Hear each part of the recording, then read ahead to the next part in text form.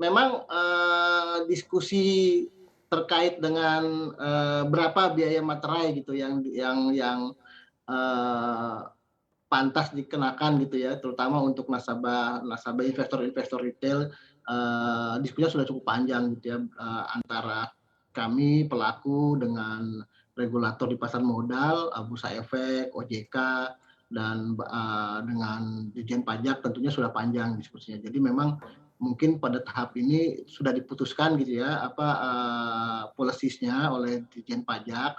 Tentu saat ini tidak saatnya lagi kita berdiskusi apakah ini memberatkan, ini pantas dan lain-lain. Jadi yang ada sekarang kita, bersiap untuk, mendukung gitu ya, putusan dari pemerintah tentunya yang mudah-mudahan ini yang terbaik, untuk memajukan, pasar modal Indonesia dan juga, perekonomian di Indonesia. Dan tentunya dari sisi kita di perusahaan efek, terus mensosialisasikan hal ini ke para nasabah. Mungkin, begitu Mas. Mhm. Oke, tapi Anda melihat berarti tidak akan menekan jumlah minat dari para pelaku pasar untuk melakukan transaksi secara harian?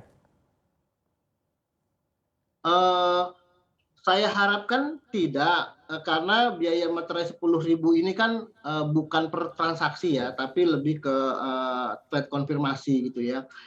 Biasanya kan satu hari untuk nasabah-nasabah, transaksi saham, baik retail maupun institusi itu kan mendapat trade konfirmasi satu. Jadi satu hari itu akan dikenakan biaya materai 10.000 untuk yang total transaksinya, di atas 10 juta. Nah, Mhm. mudah-mudahan, biaya ini tidak mengurangi minat investor gitu ya, untuk bertransaksi, di pasar modal Indonesia. Karena kalau kita lihat jangka panjang, eee, tentunya return dari pasar modal, akan jauh lebih baik. Dan mungkin Mhm. juga nanti banyak sekali produk-produk lain yang akan disiapkan oleh Bursa Efek, untuk lebih, menarik minat investor gitu ya, tidak hanya di, pasar saham saat ini. Mhm.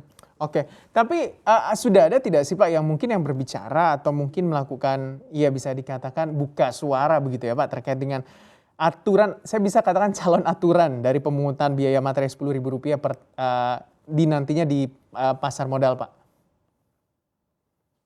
Eee, Mulai dari berapa biaya, materai yang dikenakan, per investor gitu ya setiap hari per trade konfirmasi, sudah lama didiskusikan gitu. Tadi saya sudah sebutkan dari dari kita pelaku, dari regulasi di pasar modal saat dengan Ditjen Pajak dan Kementerian Keuangan, bahkan Kementerian Perekonomian.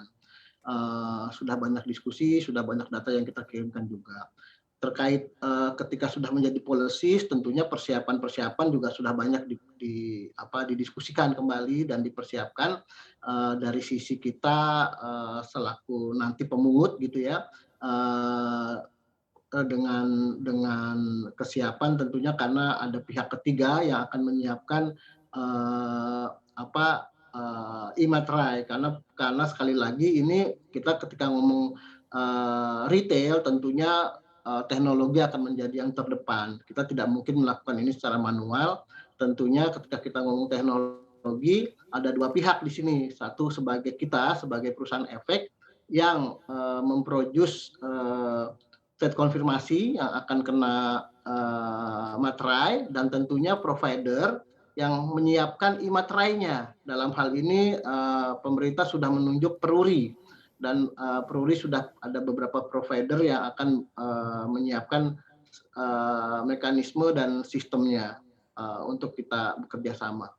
Jadi memang sudah sangat lumayan panjang Pak diskusinya, terkait persiapan untuk, implementasi dari policies ini.